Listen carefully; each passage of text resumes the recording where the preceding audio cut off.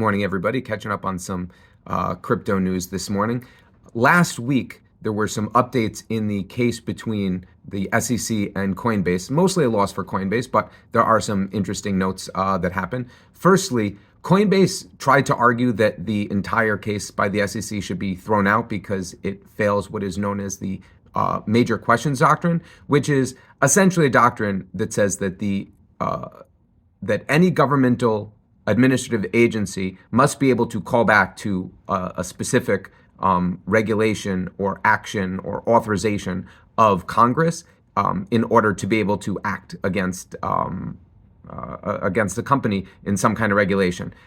The judge in this case said that while the crypto industry is very, very large, and while Coinbase is no small player in it, the size of the crypto industry and its impact, both economically and politically, is not so big that the major questions doctrine should be enforced or called into play. Essentially, what the judge said is, nice try, but the major questions doctrine basically never gets used. So that was one loss for Coinbase. Also, there was some questions about the Howey test. Now, the Howey test when it comes to crypto has been really fascinating. To remind everybody, the Howey test is how we understand whether or not a transaction is considered an investment contract. And just to remind everybody, there are three qualifications. Number one, there has to be an investment of money. It's not just sweat equity. There has to be an actual investment of money. It has to be into a common enterprise. And the profits derived from that common enterprise need to be solely derived from the efforts of other people. Meaning, I'm not giving money and working in the company. I am giving money and the company is working, and I'm assuming that through their efforts, they're going to make me more money. If we have all three of those things, that would be considered an investment contract. Now, usually in normal businesses, if I sell you 1% of my company and you have stock, you have, the shares 1%, that transaction is an investment contract and it is codified in that share of stock. So if you were to sell that share of stock to anybody else, that would also be an investment contract.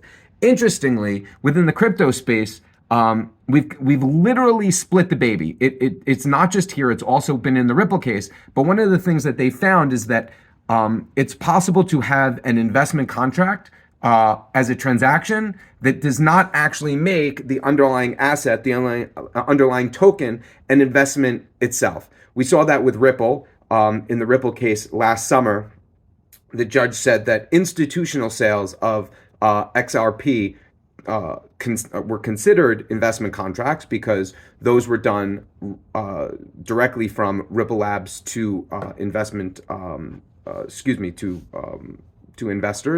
and institutional investors, and those institutional investors within that transaction had all three categorizations to meet the Howey test. They gave money to a common enterprise of Ripple, and they assumed that the profits derived from the work of Ripple using their money would benefit them financially with profit. However, the sale of Ripple on exchanges to you or me or anybody else is not an investment contract because there is not that relationship between the seller and the buyer. In that case, often when you're buying in a secondary market, you're not buying from XRP. You might not even be buying from an institutional investor. So you're buying from a retail investor who has an asset and they want to sell it to you, and maybe there's financial gain and maybe there isn't, but there isn't inherently in that token an investment contract like there would be with a stock.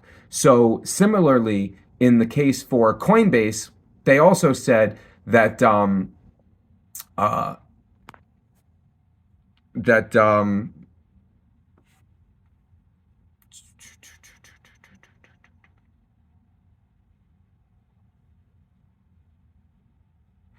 so using the Howey test, the judge in this case said that there were, again, some transactions, mostly institutional ones, that would be considered to be investment contracts, while not all of the transactions on Coinbase. So again, partial loss there. And then thirdly, and I'm a fan of Coinbase, but I'm not a fan of this. Thirdly, in the staking realm, the judge in this case decided that by offering staking, A, Coinbase was acting as an unregistered broker, and B, they were offering unregistered securities because they're offering the opportunity for you to give them money to put it into a common enterprise.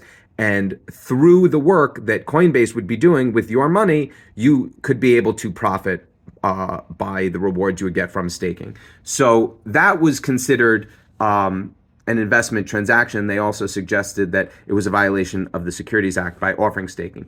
Personally, within the Web3, I am in general not a fan of staking because inherently the incentive model is for the holder is essentially incentivizing you to not sell, which artificially lowers the supply on the market and then artificially increases the price without really doing anything of value, right? You're not holding on to this thing because it gets you access to information, it gets you access to some kind of asset. You're literally holding it so that by you not selling as much, the price can be artificially raised, and then the organization that is offering the staking will compensate you essentially for artificially keeping the floor higher. So again, in that case, the judge said that no, that might be an investment contract. Now, where did Coinbase win? Coinbase won with the Coinbase wallet.